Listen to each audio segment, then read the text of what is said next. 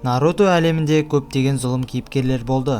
Кейбірі күшті еді, кейбірі ақылды еді, ал кейбірі екеуін де біріктірді. Бірақ бір ұйым бар, олар сахнаға шыққанда бүкіл шиноби әлемі тыныштықты ұмытты. Бұл ұйым Акацуки. Қара плащ, қызыл бұлт, жасырын қозғалыс және әр мүшесі жеке трагедия. Акацуки жай ғана қылмыскерлер тобы емес, олар соғыстан туған адамдар. Олар бейбітшілікке әртүрлі жолмен жетуді қалаған сынған жандар. Бұл видеода біз Акацукиді жай зұлым деп емес, идея, философия, күш, трагедия тұрғысынан толық талдайтын боламыз. Сондықтан бастаймыз.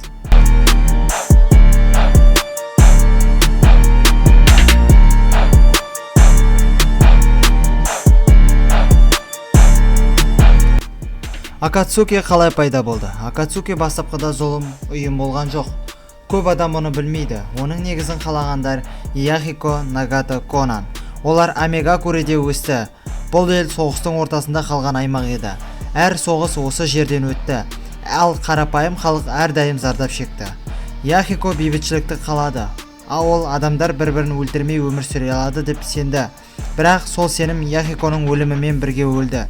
Яхико қаза тапқан сәттен бастап Нагато өзгерді. Ол әлемге сенбейтін болды.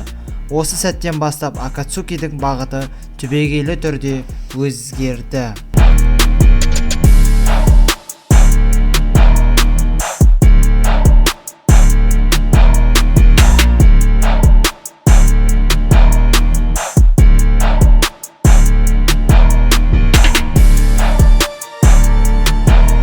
Нагатоның ойынша адамдар бейбітшілікті түсінбейді, олар тек ауырсынуды түсінеді.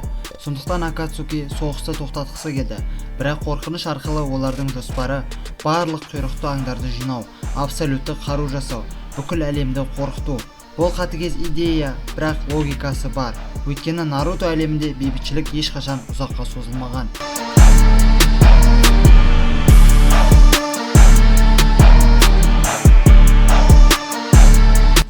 Итачи Акацукидегі ең қайғылы кейіпкер. Ол зұлым болған жоқ, ол сатқын болған жоқ. Итачи Каноханы сақтау үшін өз кланын құрбан етті, өз атын жойды, жек көрінішке айналды. Акацукиге кіруінің себебі ауылды іштен қорғау, Обито мен Нагатоның қадамын бақылау. Ол әр шайқаста эмоциясыз, суық, бірақ ішінде күліп тұратын. Итачи ең ауыр жүкті көтерген шиноби.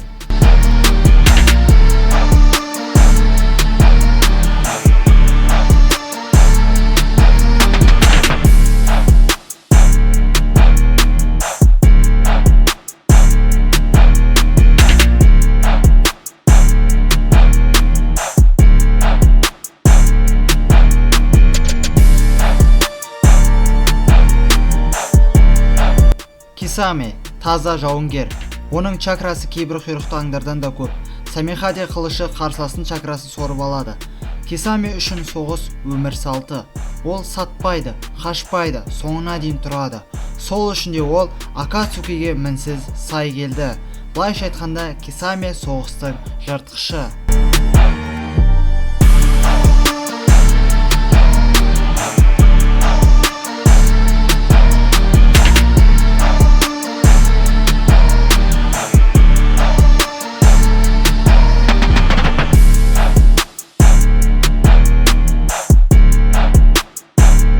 Пейн, Нагато, құдайға айналған адам. Пейн Акацукидің жүрегі. Ренеган, алты жол, өлген денелер арқылы соғысу. Ол Каноханы жалғыз өзі жойды. Бірақ ол мұны жек көргендіктен емес, бейбітшілік үшін жасады. Нагато өзіне құдай рөлін жүктеді. Мен ауырсынуды беремін, сонда адамдар соғысты тоқтатады деген сөзі өте танымал болды. Бұл сынған адамның логикасы. Сондықтан Пейн осы Акацуки ұйымының көшбасшысы бола алды.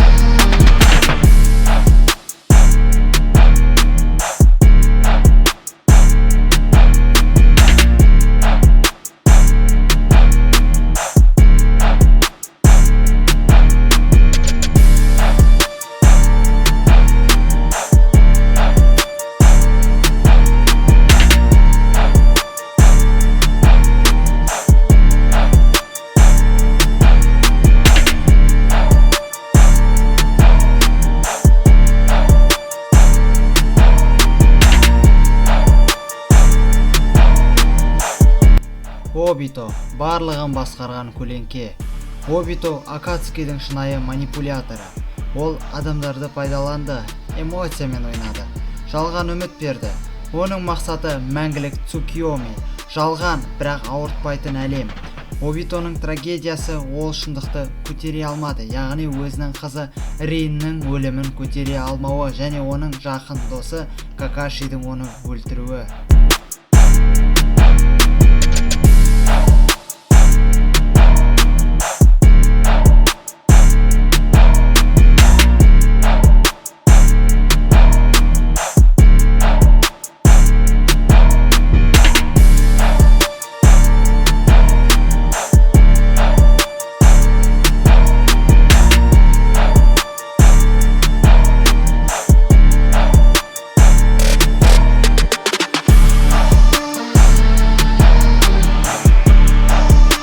Ал ұйымның басқа қалған мүшелеріне тоқталатын болсақ, Конан тактик болған, өте сабырлы, Обитоға қарсы өте мықты шайқасқан.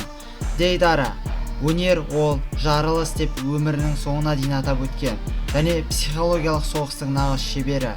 Сасори эмоциядан толық айырылған, өзінде қуыршаққа айналдырған. Ал Хидан мен Какозу жұбында екеуі де өлмейтін, былайша айтқанда Хидан өлмейтін фанатик болған, ал Какозу ақша үшін өмір сүрген және оның бір емес бірнеше жүрегі болған. Әр қайсысы жеке тұрса да қауіпті, ал біріксе барлығы апат.